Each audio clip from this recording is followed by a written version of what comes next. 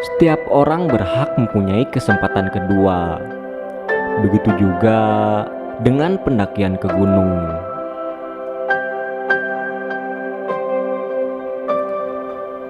Berbicara tentang kesempatan, kali ini saya akan mencoba menyempatkan pendakian kedua di Gunung Lawu pada 2 musim yang berbeda. Jika tahun 2019 memulai pendakian pertama pada musim kemarau, beda hanya lagi dengan Februari sekarang yang bertepatan dengan musim hujan.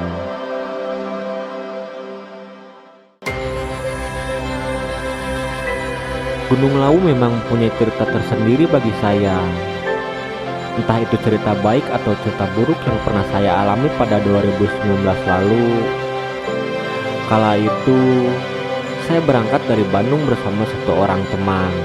Kemudian, di base camp kami bertemu dan mendaki bersama 5 orang sahabat baru asal Pekalongan dan satu orang lagi asal Kuningan.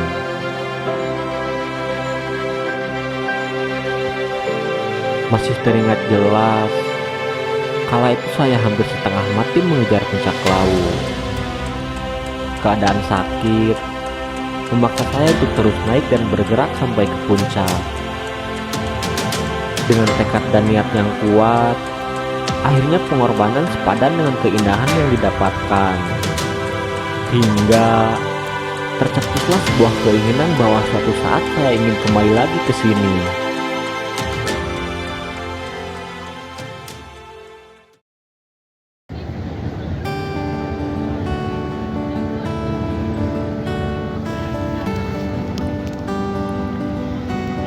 Satu tahun lebih sudah berlalu. Akhirnya saya berangkat lagi ke Lawu bersama rombongan Jejak Adventure pada 12-14 Februari dengan jumlah peserta kurang lebih 50 orang.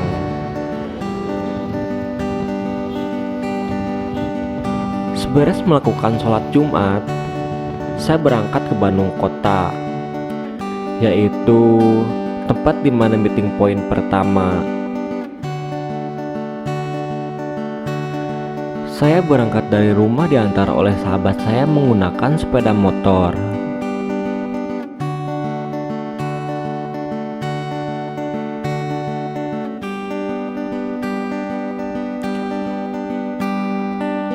Akhirnya jam 3 sore saya sampai di Bandung. Tetapi karena menunggu anggota lain yang belum datang dan banyak yang terlambat, hingga pada akhirnya jadwal keberangkatan pun mundur 1 jam.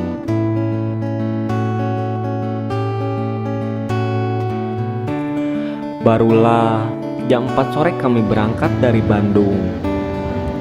Perjalanan tidak langsung menuju ke arah timur Pulau Jawa.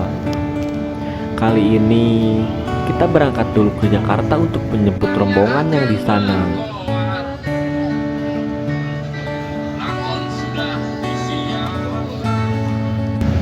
Beres menjemput rombongan yang di Jakarta, lalu kami pun berangkat pukul setengah 9 malam.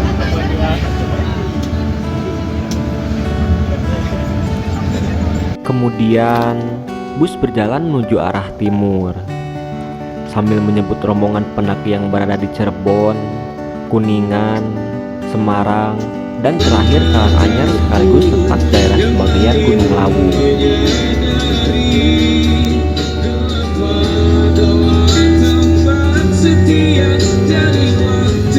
Akhirnya bus tiba di Terminal Kemuning Karanganyar pukul 8 pagi. Karena akses jalan menuju base camp hanya bisa dilalui kendaraan roda 2 dan roda 4, panitia pun sudah menyiapkan 2 truk kecil. Karena kita kurang lebih 50 orang, jadi rombongan pun dibagi menjadi 2 bagian.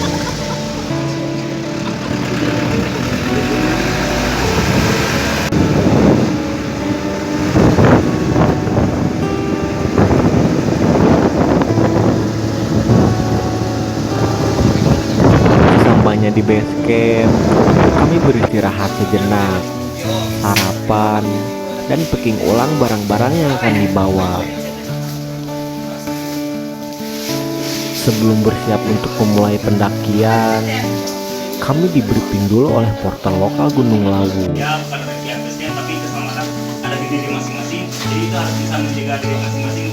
Minimal kita bisa menjaga orang lain, kita bisa menjaga diri masing-masing lah. Soalnya kan kami sudah Jam setengah 11 siang, kami memulai pendakian. Dari sekitar 50 orang peserta, kini dipecah menjadi 3 kelompok. Karena situasi pandemi yang tidak boleh bergerombol, jadi tim kini ada yang berjalan di depan, tengah, dan di belakang.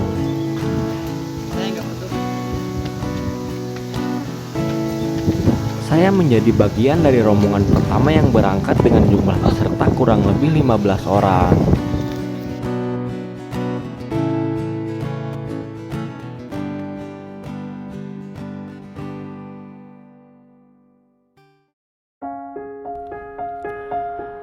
Beberapa langkah pertama, kami melewati situs peninggalan bersejarah yaitu Candi Ceto.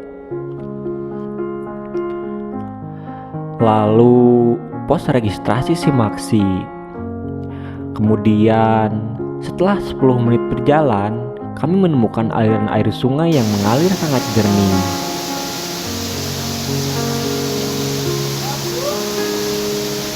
Jalur pendakian kini membawa kita sampai ke situs peninggalan Hindu berikutnya, yaitu Candi Ketek, di mana biasanya tempat ini adalah tempat terakhir para wisatawan yang berkunjung.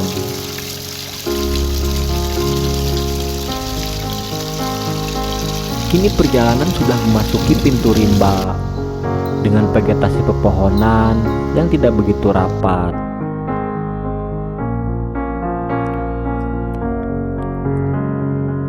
Jam setengah 12, kami sampai di pos 1. Kami beristirahat, mengambil napas sejenak, dan melanjutkan perjalanan kembali. Tidak banyak beristirahat memang sesampainya di pos 1, karena tenaga yang kami miliki masih cukup kuat. Udara semakin sejuk seiring waktu berjalan ke atas. Kami pun terus berjalan di antara riuhnya angin yang berhembus pelan. Jam 12 lebih 15 menit, kami tiba di pos 2. Rombongan yang lain pun mulai terpisah jauh. Kemudian kami melanjutkan perjalanan kembali.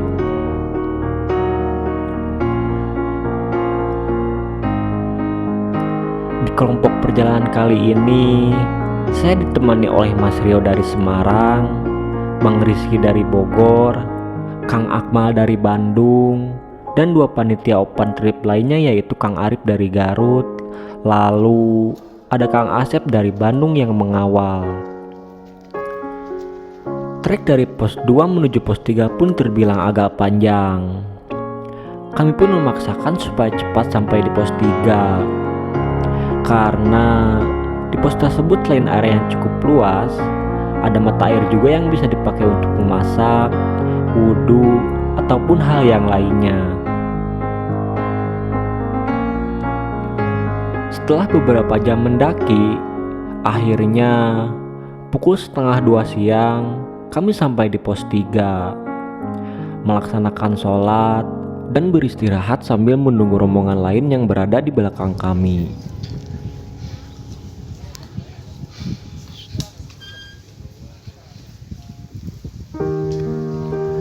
Setelah beristirahat cukup lama, akhirnya kami melanjutkan perjalanan kembali. Cuaca kini mulai tertutup awan. Sesekali kabut turun saat kami berjalan menuju pos 4. Kali ini perjalanan cukup menguras tenaga. Selain treknya yang lumayan curam, jalur pos 3 ke pos 4 pun terbilang panjang. Jam 4, kami baru tiba di pos 4. Seperti biasa, terlihat sesajen di pinggir shelter dari tiap pos yang kami lalui. Maklum saja, Lawu memang terkenal dengan gunung mistis. Dan ritual sesajen yang disimpan tiap pos ke pos ini juga menjadi kepercayaan masyarakat setempat yang berada di kaki Gunung Lawu.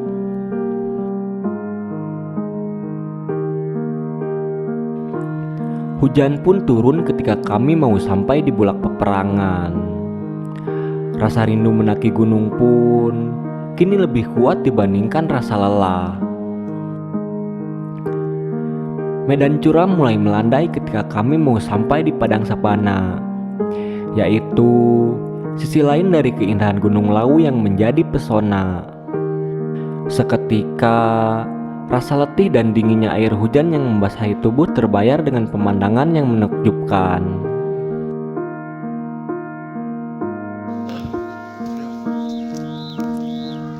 Akhirnya, kami tiba di Bulak Peperangan.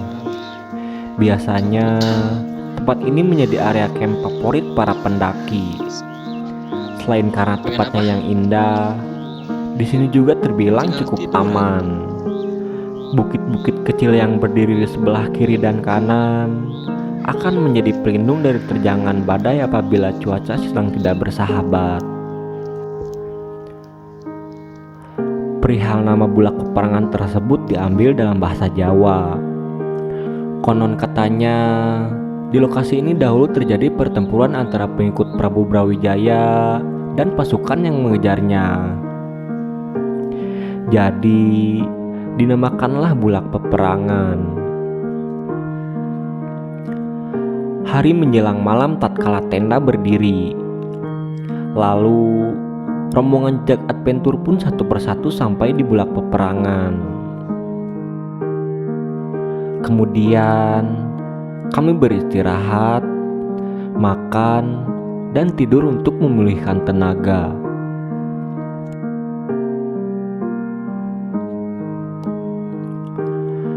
Pukul 3 pagi, saya bangun lebih awal. Angin yang berhembus kencang membuat malas berkecamuk di hati. Saya langsung membangunkan teman yang lain. Berhubung yang bangun jam berangkat cuma teman setenda saya, akhirnya saya berangkat bertiga.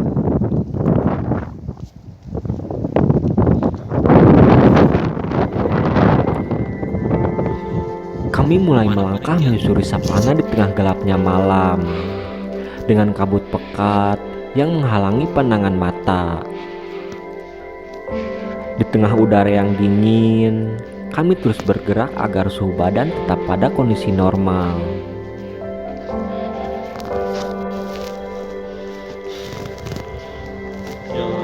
Tak berselang lama, kami pun sampai di Gupak Menjangan. Atau dalam artian, Gupakan adalah tempat dan Menjangan adalah sebangsa rusa atau kijang. Jika sedang kebetulan, kita bisa melihat secara langsung kawanan binatang tersebut.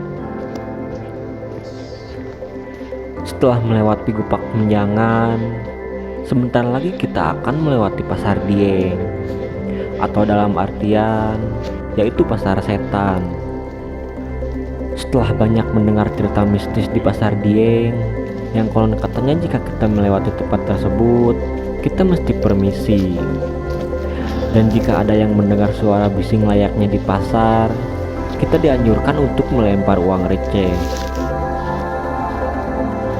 Berhubung ini masih kepagian dan yang berjalan hanya kami bertiga saja, ada sedikit rasa takut memang. Akhirnya kami memutuskan untuk beristirahat sambil menunggu rombongan lain yang di belakang yang mau juga ke puncak. Seberes adzan subuh berkumandang, barulah ada pendaki lain yang sama-sama mau ke puncak. Akhirnya kami bergabung dengan mereka. Hingga barulah jam 4.45 menit kami tiba di Pasar Dieng. Untungnya tidak ada hal atau kejadian aneh ketika kami sampai di sana. Langit pun mulai menunjukkan kilau merah muda. Itu tandanya sebentar lagi pagi akan datang. Kami pun semakin bersemangat berjalan ke atas. Masih teringat dengan jelas ketika pada tahun 2019 lalu, saya hampir setengah mati mengejar puncak. Keadaan sakit memaksa saya untuk terus bergerak menggapai puncak tertinggi di Lawu. Untungnya, keadaan tubuh pada saat pendakian kali ini jauh lebih baik daripada tahun 2019 lalu. Segala halang rintang menjadi tak berarti ketika kami sampai di puncak. Kondisi tubuh memang turut mempengaruhi proses pendakian kita di gunung. Sepanjang dan seberat apapun trek, jika keadaan tubuh kita baik, akan terasa ringan. Tetapi, seringan apapun trek jika keadaan tubuh kita kurang baik, maka akan terasa sangat berat.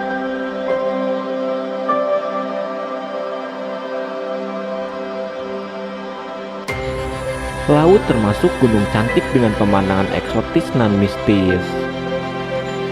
Gunung ini memiliki ketinggian 3.256 meter di atas permukaan laut. Letaknya terbagi ke dalam dua wilayah, yaitu Provinsi Jawa Tengah dan Provinsi Jawa Timur.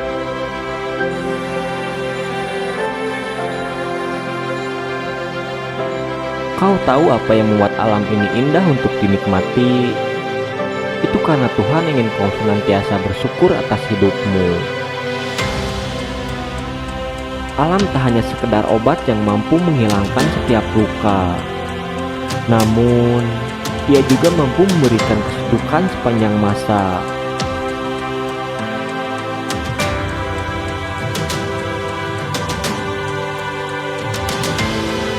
Banyaknya langkah dalam perjalananmu akan menentukan seberapa kenikmatan yang kau dapatkan. Sebab kenikmatan akan ditentukan oleh tujuan yang kita inginkan. Dan tujuan kita ini adalah merawat dan menjaga alam atas dasar Sang Pencipta.